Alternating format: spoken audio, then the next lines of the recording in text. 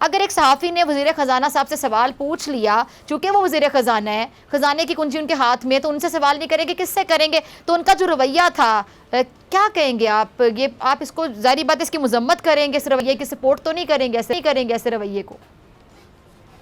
یہ ظاہر ہے، لیکن سب سے پہلے تو میں یہ عرض کروں گا فضا کہ جو آپ نے اپنے ابتدائی کلمات میں منظر کشی کی ہے پاکستان کے معاشی اور سیاسی جی حالات کی، وہ بڑا آپ نے بھرپور طور پہ کاشی کی ہے۔ اسی تناظر میں دیکھیں کہ جب اتنے مخدوش جی صورتحال ہو تو بالکل لوگوں کو سوال کرنا بالکل جائز بنتا ہے۔ جب سوال لوگ کرتے ہیں تو اس میں آپ دیکھیں کہ جی جو رونت آپ کو نظر آتی، اسحاق ڈار صاحب ایسے عمومی طور پہ ایسے ان کا رویہ ہوتا ہے، لٹھ مارنے والا ان کا رویہ ہوتا ہے، وہ تو بیچارہ مظلوم صاحب کے ہم جیسا، یہ تو آئی ایم ایف کو آ کے دکھاتے ہیں، یہ تو آئی ایم ایف سے مطلب ہے، آپ کو پتہ ہے کہ اکڑ کر مجھ پہ تاؤ دے کر بات کرتے ہیں۔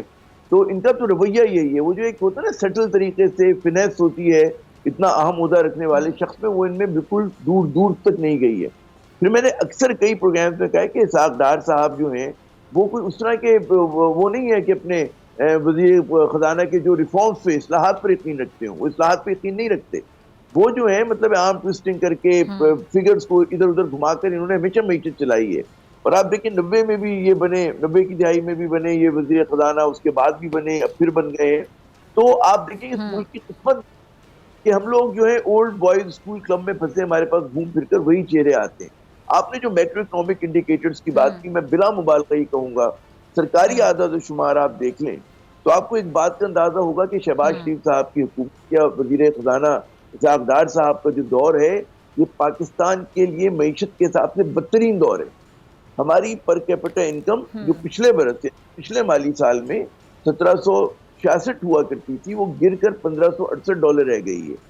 اس یہ جو پہلے 11 مہینے کے فگرز آئے، اس کا مطلب ہے کہ ہماری قوت خرید جو ہے وہ کم ہوئی ہے۔ ہمارا جو جی ڈی پی تھا، جی ڈی پی کا سائز، وہ پچھلے $75 بلین تھا، وہ کم ہو کر $342 بلین رہ گیا ہے۔ ہمارے یہاں جس طرح کی اراؤنڈ 40% جو ہے ڈپریسیشن ہوئی ہے اس 11 مہینے کے اندر، روپی کی ڈپریسیشن ہیڈ بین اراؤنڈ 40%۔ آپ کا جو ڈپریسیشن ہے وہ 29 اور 30% کے درمیان رہا ہے 11 مہینے کا، ٹھیک ہے نا؟ اچھا آپ پھر فگرز گنتے چلے جائیں، تمام کے تمام منفی ہیں، اور لوگ کہیں گے کہ جناب ہم لوگ زندہ ہیں تو زندہ ہیں، ٹھیک ہے نا؟ یہ فگر کوئی میں گھڑ کے نہیں لایا، یہ سرکاری اعداد و شمار ہیں، اور یہ پاکستان کی تاریخ کے یقین 3 اعداد و شمار ہیں۔ آپ کا فورن ڈائریکٹ انویسٹمنٹ 21% گری ہے، آپ کی ایکسپورٹ جو ہے 13% گری ہیں، آپ کی ریمیٹنسز 12% گرے ہیں۔ آپ گنتے چلے جائیں، میں کتنے فگرز آپ کو گنوں، ٹھیک ہے نا؟ اب سوال یہ پیدا ہوتا ہے کہ جب یہ سب کچھ ہو رہا تھا تو ڈار صاحب کیا کر رہے تھے؟ ہمیں سب کو، آپ کسی ماہر معیشت سے بات کر لیں، آپ بات کریں شبر زیدی صاحب سے، آپ بات کریں ڈاکٹر شفاق حسن خان سے، آپ بات کریں ڈاکٹر فیس پاشا سے، جو ایکسپرٹ ہیں، بڑے نام ہیں، ٹھیک ہے نا؟ ان سے بات کریں کہ آئی ایم ایف کا پروگرام جو ہے بہت ضروری ہے پاکستان کے لیے۔ جب تک ہمیں آئی ایم ایف کا پروگرام نہیں ملتا، ہمیں جو اور پیسے ملنے ہیں ملٹی لیٹرل اور بائی لیٹرل ڈونر سے، لینڈر سے، وہ نہیں ملیں گے۔ ہم کیوں اس پہ دیر کر رہے ہیں؟ ابھی یہ سیاسی بنیادوں پہ انہوں نے آئی ایم ایف پروگرام کو ڈیریل کیا، مفتہ صاحب نے اس کو ٹریک پہ لائے تھے، انہوں نے ڈیریل کر دیا۔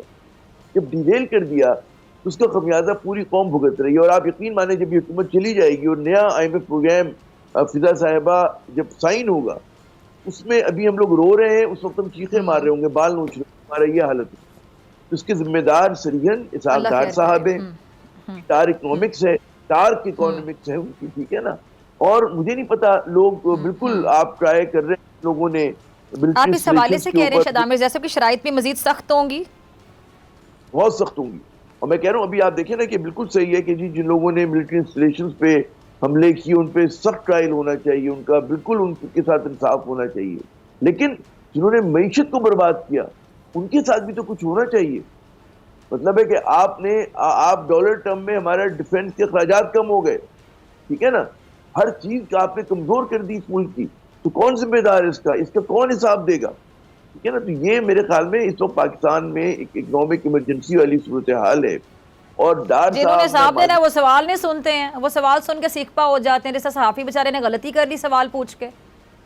گناہ ہے نا سوال کرنا۔ دیکھیں میں ہمیشہ کہتا ہوں کہ جناب سوال کبھی غلط نہیں ہوتا، جواب غلط ہو سکتا ہے میرا اور آپ کا یا حکمرانوں کا، سوال کوئی غلط نہیں اور ہوتا۔ کہا جاتا ہے سوال عامر زیاد صاحب کہ اگر آپ سوال سمجھ لیں نا، اگر کوئی سوال آرام سے سمجھ لے تو آدھا جواب ہی یہ کہ آپ نے سوال سمجھ لیا. یہاں سوال سمجھنے کے لیے تو سنا ہی نہیں چاہتا.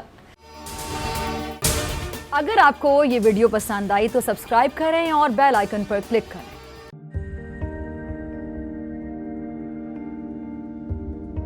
کیسے کیسے ستارے ڈوب گئے, خوبصورت نظارے ڈوب گئے, خوابوں کے سبھی کنارے چھوٹ گئے, غمزدہ دکھ کے مارے ڈوب گئے. کتنی مشکل کا سامنا ہے یہاں, کتنے لوگوں کے پیارے ڈوب گئے. آؤ مل کر کریں مدد سب کی جن کے سارے سہارے ڈوب گئے. آزمائش میں مل کر ایک ہوئے, نفرتوں کے اشارے ڈوب گئے. کتنے پیارے ہمارے ڈوب گئے. قومی سانحے کی صورتحال سے لمحہ بلمحہ بول رکھے گا باخبر. غم کی اس گھڑی میں بول تارکین وطن کے اہل خانہ کے ساتھ کھڑا ہے.